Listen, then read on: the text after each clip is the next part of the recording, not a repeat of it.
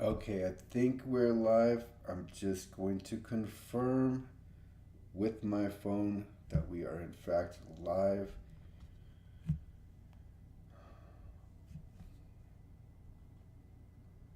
I always like to see the phone confirmation. I'm going to wait on it because I think we are. So today we are going to be talking about audits, and I have on the title ADA website compliance audits. That's not actually the audit is for website accessibility. It's not for ADA compliance, but that's what people are looking for. That's the search term people use.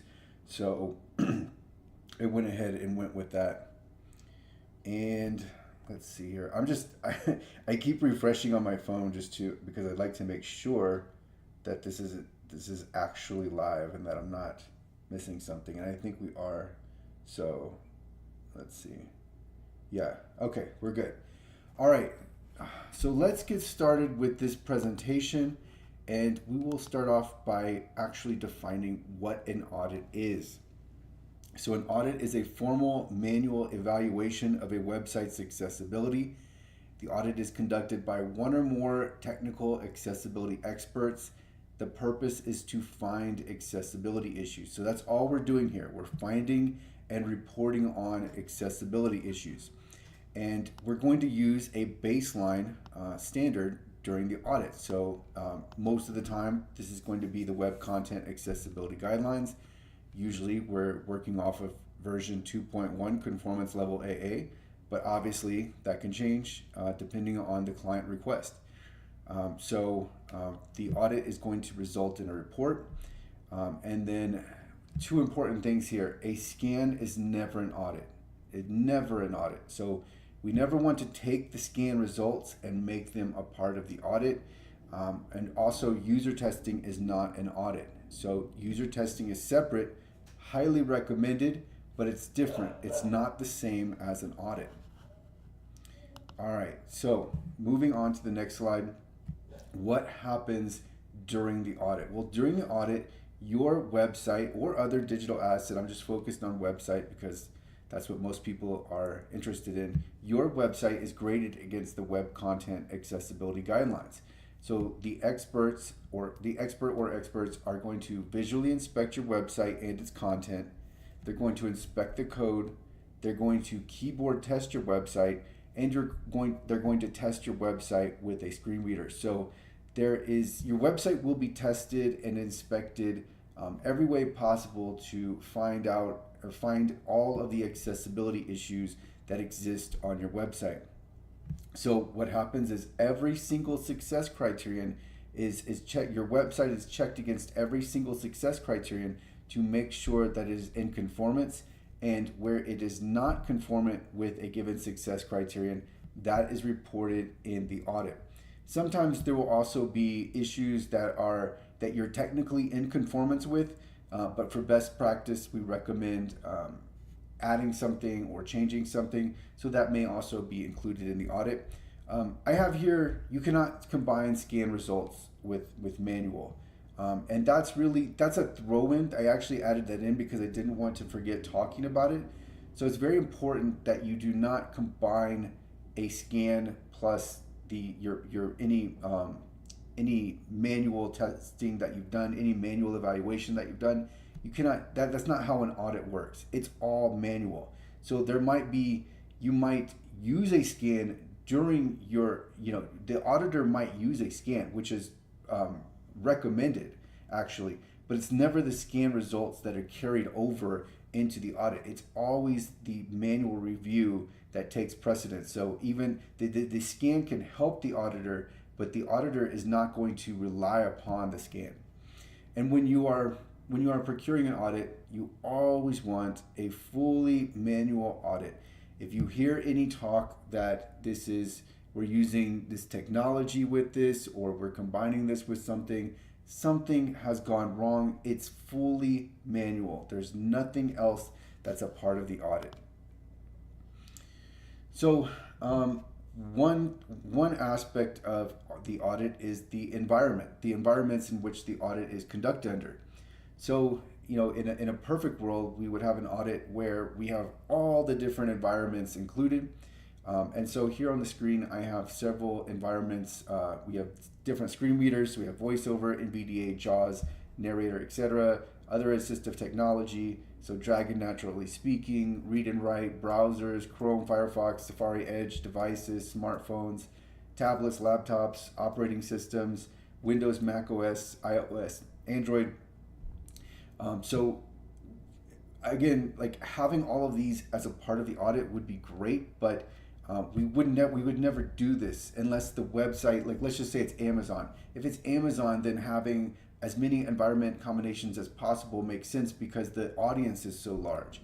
But for the most part, we're just going to use a more simplistic and basic environment combination because that's going to cover us for the most part, right? So when we're going to these far reaching ends to include all of the different environment combinations, it means that we're really trying to make sure that there are no issues for anybody, but it's just that's not practically feasible, that's not financially feasible. So what we're going to do is we're going to have a set environment combination, maybe add in a few additional environments where it would be called for, but usually we're going to have a set environment combination.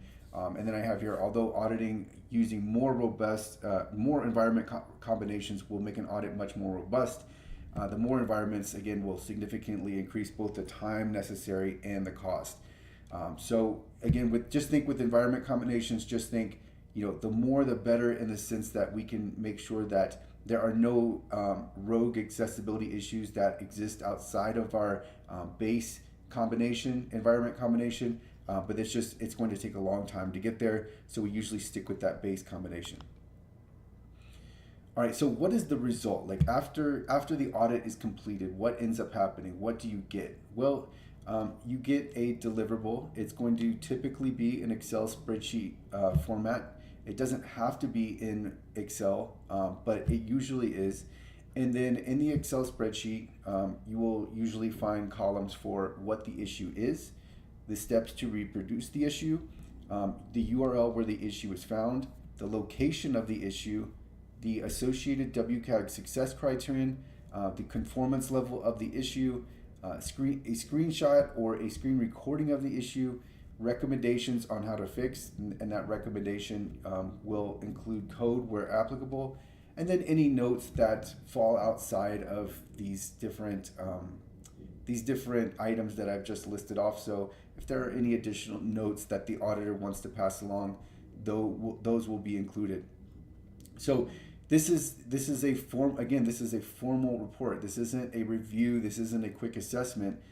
This is formal, so it's also thorough, and we make sure that everything that would really, as the service provider, you want to make sure that the audit is clear and actionable because someone has to actually use this.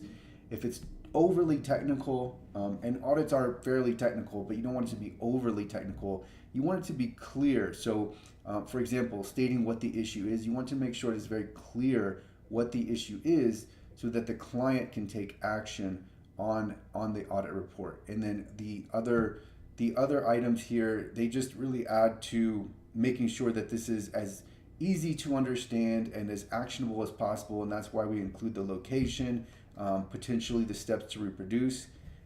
One note here is not every audit is going to include all of these different items, but you should see most of these because again, we want to make sure that the client are able to take action and that this audit report can be fully leveraged.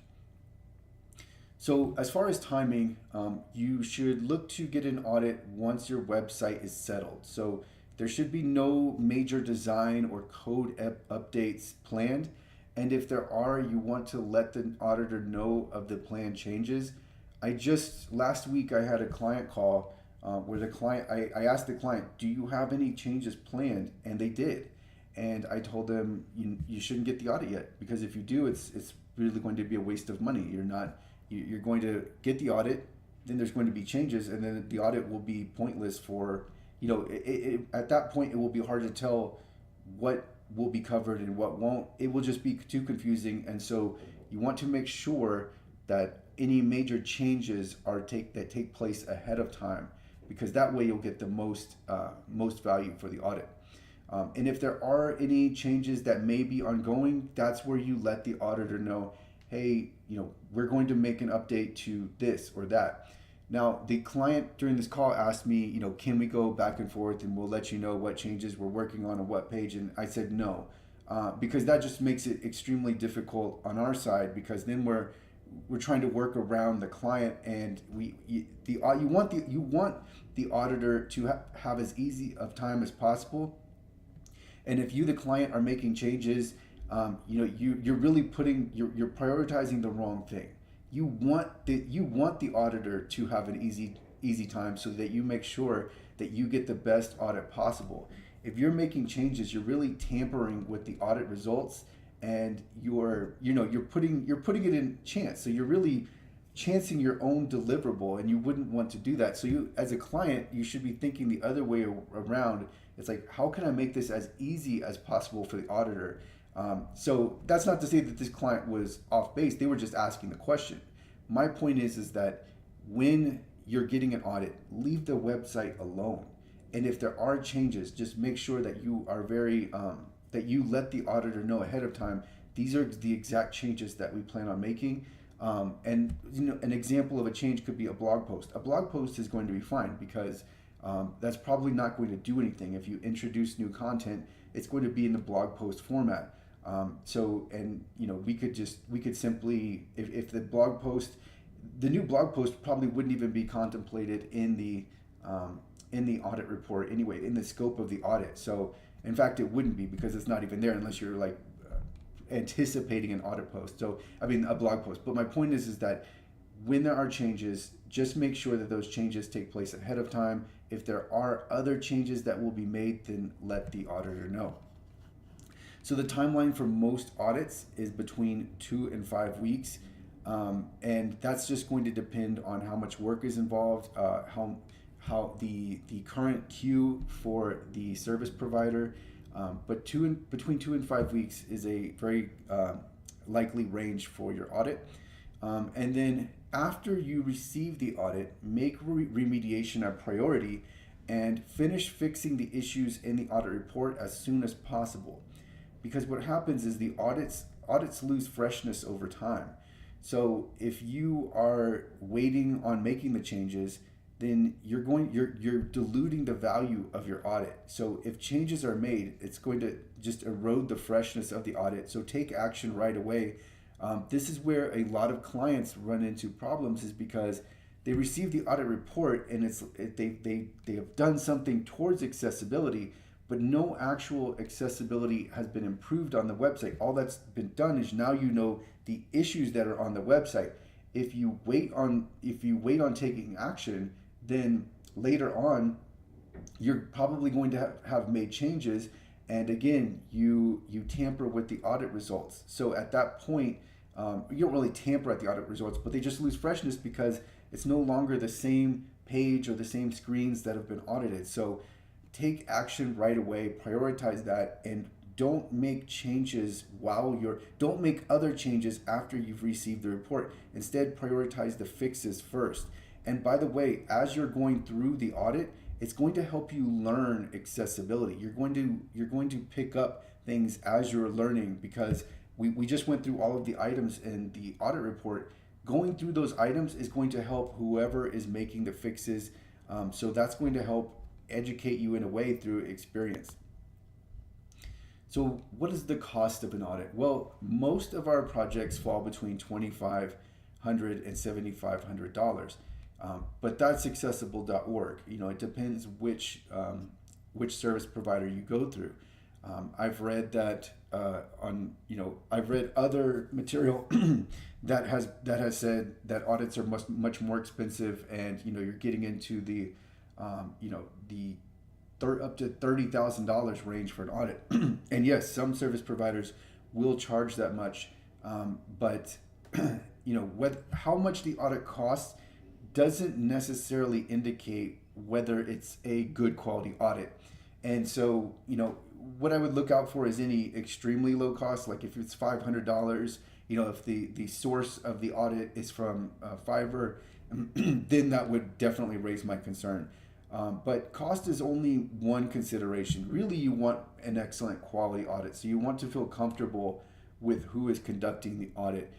Because what you don't want is you don't want to have to pay for an audit again because you originally got an audit and then it was of low quality. So you want to make sure that you are getting a high quality audit. So pay attention to the detail. Pay attention to the detail really that the service provider is providing you. So if you're asking about the audit, or you're going through a demo, or you are inquiring about an audit and the service provider is explaining what they offer, listen to what they say. Pay attention to the detail. Let them do all of the talking. Don't even ask any questions yet, because you really just want to find out what they present to you. If it's lacking, then that's a red flag. If the detail isn't there, you just have to pay attention. It's not that always that if they're not providing a lot of detail that's necessarily a bad thing. They may just be trying to simplify what the audit is for you. But listen to what they say. Don't interrupt them. Let them do all the talking, and then once they're finished, that gives you already an idea of where they stand, and then ask questions to test them to see what they say. So you could go back to one of the original slides in this presentation and ask them, is your audit fully manual or not? Maybe not even posing it like that, because then they'll be tempted to say yes. But that's my point, is like, test them, see what they say, like, what tools do you use during your audit, etc. The point here is just, with the companies, when you're evaluating these different companies, make sure to pay attention to what they say. Look at what's on their website. How detailed are they? Do they gloss over things? Are they very general, or are they vague? Or are they general, or are they specific? So as I have here, price is just one consideration. And so when we get into actually breaking down the cost here, we look at primarily three things. The scope. So the scope is going to be how many URLs are in scope. Is this 10 pages? Is this 25 pages? That's going to affect the cost. Also, it's not just pages, it's also screens, because sometimes screens will, there will be different screens on that show up that aren't a separate URL in and of themselves. The state of accessibility. If there are a lot of accessibility issues, it's going to be more time consuming to go through all of those accessibility issues. So that also factors in. And then the complexity. So there are some websites that are very easy. If they're mostly a text-based website, and some WordPress blogs are like this. There's not that much to go through. But if there are more dynamic elements, there is more testing to be done. There are more considerations to make. So I have here the examples of mega menus, pop-ups, sliders, etc. The more dynamic elements is going to add to the complexity. So that's going to push the cost higher. So again, when most clients ask for a quote, the quote typically falls between $2,500 on the very low end and then $7,500 on the higher end. But of course it can exceed that. It's just going to depend on primarily those factors I just mentioned. All right, and so this is the final slide here, is that the key points are, we always want to make sure that this is fully manual, and also know that this is not user testing. User testing is recommended, but we wouldn't have user testing conducted to find accessibility issues. User testing is more like a second filter that we use, that we incorporate after remediation, because then we want to make sure that the website is free of issues. So we're not going to start user testing right away unless you really just want user testing. It's never a scan. A scan is used during the audit process, but we're not taking the scan and then copying and pasting those results. Optimally, we will find all of the accessibility issues. Of course, it's possible that not all accessibility issues are found, but the higher quality the audit, the more accessibility issues are found. And when I say more, we really need to be on the higher 90 percentiles. But I say this because some audits, they're going to be very spotty, and I've come across them, and when you find them, you have it's just you have poor quality audits, you have medium quality audits, and then higher quality audits, and it's just going to depend on the company how much of an emphasis, how important quality is to them, whether they review their results, and who is the person auditing. And then I have here to keep in mind that an audit only finds issues. Again, many clients are under this impression that an audit actually makes progress in the sense that they've improved accessibility. You haven't improved accessibility. All you have done is you have found accessibility issues, so now you need to fix them. And this is the path to full WCAG conformance. You cannot get to full WCAG conformance unless you are sure that you have found and fixed all of the accessibility issues. So an audit, this is why a formal audit is so important, is because we want finality. We want to feel like we have reached a conclusion with the existing version of our website, that we have fully remediated all of the accessibility issues, and we can only do that when we find accessibility issues. So sometimes people say, well, can't you quickly review the website, or I just want a quick assessment, or just let me know what accessibility issues are, or let's go on a Zoom call and let's find accessibility issues. We can, right? But that's not, you need to have time. You need to take the time to test. It's not something that you really rush. This is why it takes weeks at a time, because there's just hours that goes into this. I talked about going through all of the WCAG success criteria. That takes time. Even if the auditor is well versed in all the success criteria, knows exactly what to look for, when we're going through a website, it's going to take hours of time just to make sure that we have gone through every aspect of the website and evaluated it. So that takes time, and that is the path to full WCAG conformance. So reviews are great. We can instantly catch a lot of accessibility issues. The same thing with a quick assessment if it's on a Zoom call. The same scans can catch a lot of accessibility issues, but it's not going to be conclusive. And I know now, many people are asked about certification. Many people want finality. That finality will only come when you are when you make sure that you find all of the accessibility issues. So you need an audit to do that. And then I have here as another key point, make changes before the audit. So many times I've had a client, they ask about an audit. They want to make sure their website is quote unquote ADA compliant. And I tell them, I usually ask, do you have any changes planned? And then they'll say, well, yeah, in a month. And I was like, and then I say, well, you should wait until that happens, because otherwise, what's the point? What are we even doing? And then I have here, leave the website alone during the audit. This is for your benefit. It's not the auditor's benefit. If you make changes during the audit, the audit will just proceed as it is. So, right, the changes will probably happen after the audit occurs or before the audit occurs. So if the auditor is going through the scope, let's say there are 15 pages in scope, the auditor is going through one page at a time, spending one or more hours on each page. So you're going to the changes are likely not going to occur at that exact moment the audit is taking place, but then the scope will change as the audit is happening, and you can just imagine from there how the results will be tampered with. But this is for your benefit. Leave the website alone during the audit. And then you must take action. Otherwise, what did you even buy?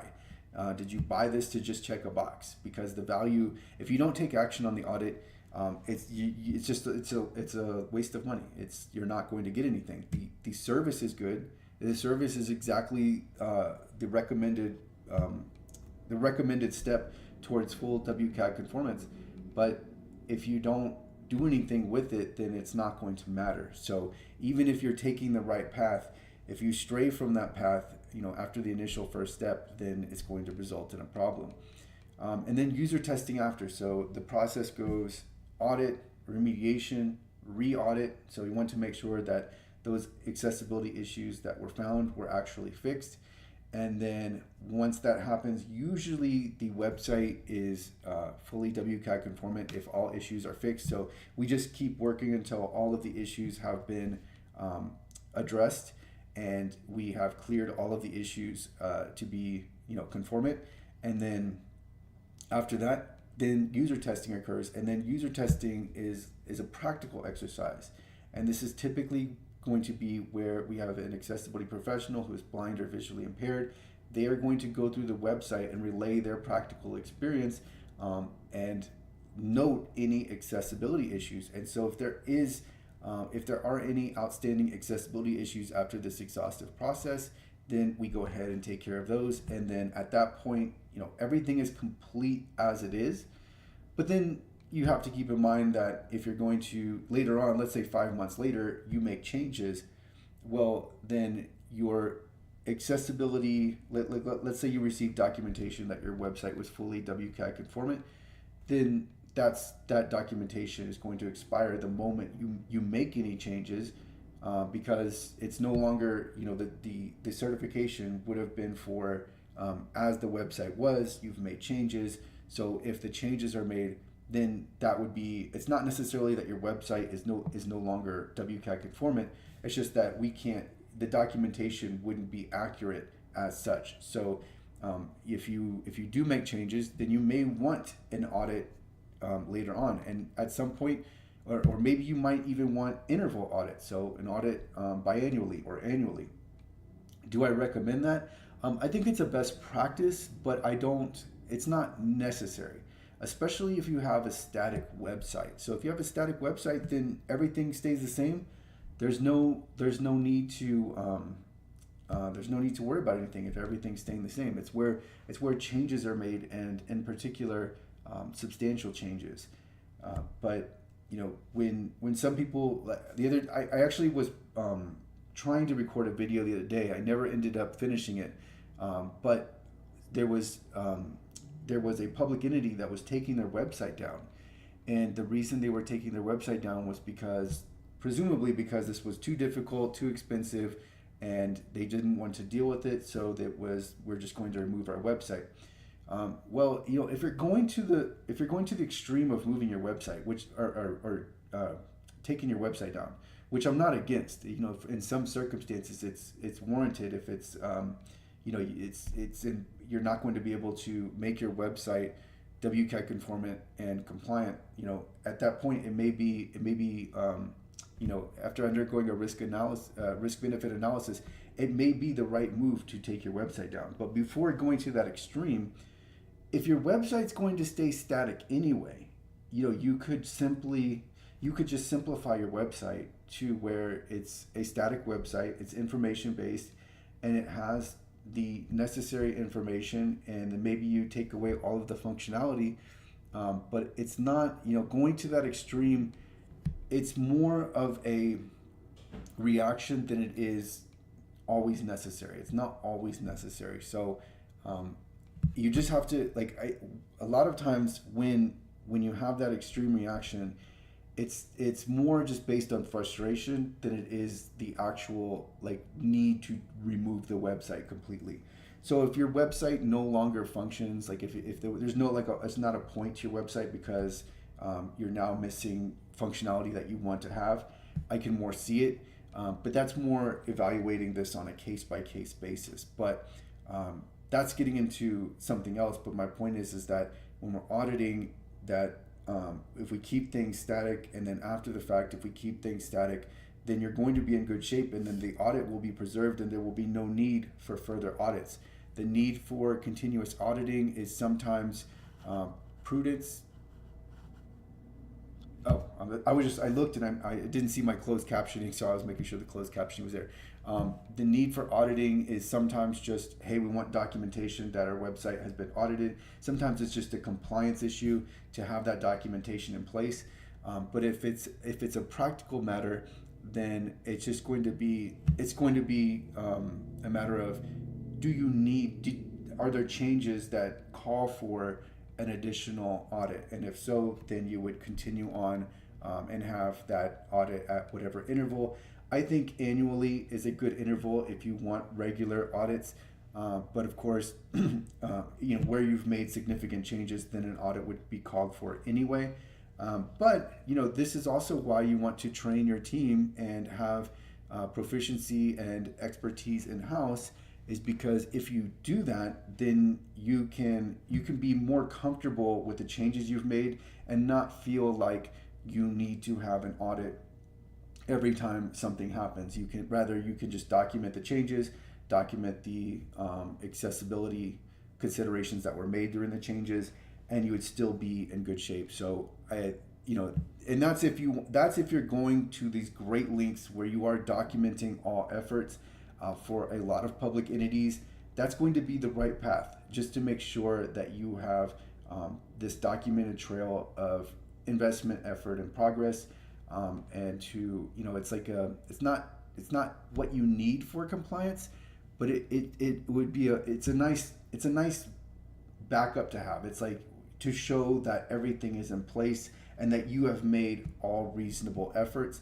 It's nice to have that documentation, but that's not what we don't. When we looked at the new rule, that wasn't necessary for compliance. That's just something that really demonstrates your efforts towards compliance. But I liked the documentation aspect. It's always good to have everything lined up. So having the fact that you have an audit, the fact that you can show that you've made this investment, you've hired third parties, that's really, really helpful. And this isn't related, but one thing that I came across before this live stream was VPATs. And there's still I was reading a Reddit thread where people were going back and forth and whether you should get an ACR, and by the way, an ACR is just a completed VPAT, but whether you should get an ACR for a website. Now, I've looked into this for a longer, probably maybe longer than anybody else, but from what I read, a VPAT is for a product or service, which isn't necessarily a website, although it can be, or the website could be a part of the product or service, but you don't really get an ACR for a website. Although there's nothing really stopping you from doing that, it's not a VPAT. It's in its the VPAT as it was created was not intended for websites. It literally is voluntary product accessibility template. It's not voluntary website accessibility template. So if the website is intermingled with the product, then that is what you would have. That's what you would include with the ACR. But when people are talking about just getting ACRs for websites generally, I think that's off base. I think that is misaligned with what actually a VPAT is for. So that's my interpretation. I actually have a video on this. Are VPATs for websites? And I don't think they are. So, and I've had a client ask me about this, and I've said no.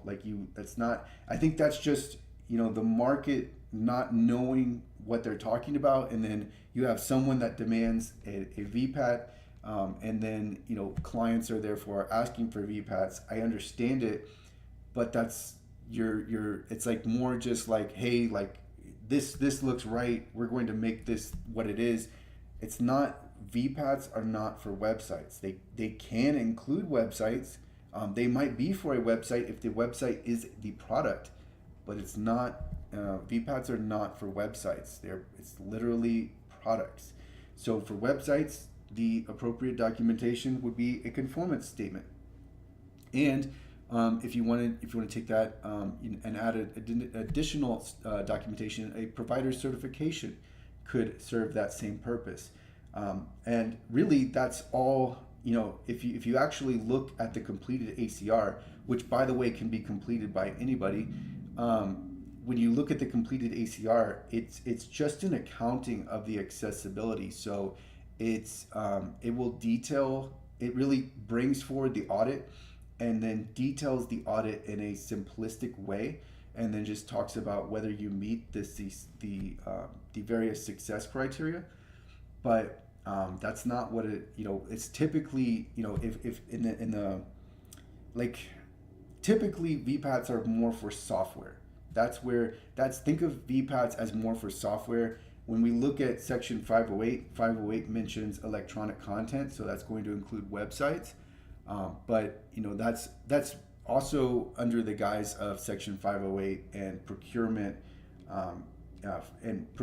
and federal agencies. So that is not going to be typically, like, let's say, a Shopify website. So that's something that I've come across recently. And there's really, like, when you look at the VPAT, when you look at the ITIC, which is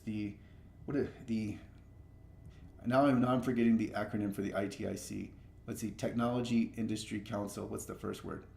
I think it's Information Technology Industry Council. But when you look at their website, and they are the owners of the VPAT document, when you look at their website, it's for products and services. So that is something that it's. And I still don't think there's like a final answer. Like, I haven't seen one from the ITIC, but of course the ITIC works with, they work with the government, and they work with the various governments, not just the U.S. government, but they work with these various groups, organizations, institutions, etc. And so sometimes, I think they do their best to work with these different entities. And then as a result, you get the best practices. But VPATs are not for websites generally. And so with the audit and a VPAT, the way those two interplay is you have to have an audit to create the ACR. And so just to clarify again, the VPAT is the blank template, the ACR is the filled in completed template. And so the audit is necessary to have the information to populate the VPAT. So you have to have an audit, and then there will be, usually there's a service where you get the VPAT report. Just make sure that if you are getting a VPAT completion service, that that you get the audit along with it, because the audit will be necessary. So there's no reason for you not to get the audit documentation and have that documentation for your records, because that's going to help you. That's going to help you make the fixes. And when we look at a VPAT, we want to make sure that you. And I just forgot what I was going to say. But when you look at the VPAT, you want to make sure that it's filled out.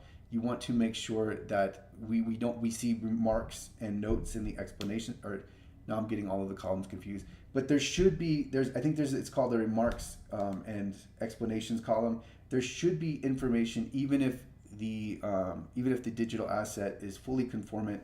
We don't really want to see a VPAT where it's just a clean sweep and like everything is said to be accessible. And remember, a VPAT is an accounting of the accessibility. It doesn't mean just because we have an ACR that's completed, it doesn't mean that the product or service is accessible. It just means that we now know what the accounting of the accessibility is. So now with updates to laws and the requirements for full WCAG 2.1 AA conformance, you want to make sure that your VPAT is fully you have all accessibility issues taken care of. But this is not to say that if there are accessibility issues that you have a non-accessible product. That's not it. But just now, I think with Title II, with more laws coming forward, we have HHS mirroring the new HHS rule, mirroring Title II in terms of digital accessibility. We will see this emphasis on full WCAG 2.1 AA conformance. But just because there are accessibility issues, it doesn't mean that you have an inaccessible product by any means. So that's important to keep in mind. But again, a lot of the marketplace doesn't understand VPATs and ACRs, and so in some ways it actually affects what the vendors are providing. So if somebody asked me, for example, for an ACR for a website, I wouldn't provide it. I don't see why that would be the case unless it would be for a product. I would say, let's look at, like, here's the conformance statement, here's the provider certification, here's your audit. You really don't need it unless it's a product or service. So unless it's called for, it doesn't make sense to me. I think it's misalignment. And with accessibility, especially because the marketplace is so confusing, because most people don't know even what they're asking for, or they're learning as they go. The digital accessibility companies, for the most part, their salespeople don't know what they're talking about. They don't know what they're offering. They don't understand the purpose of it. I think that more people need to be aligned with exactly what everything is for, what its intended purpose is. There was that person that insisted that VPATs were for websites. No, I don't think so. But they can be, and I don't see any reason why they can't be used for a website. Like, there's nothing against it. It's just that's not what the purpose is for.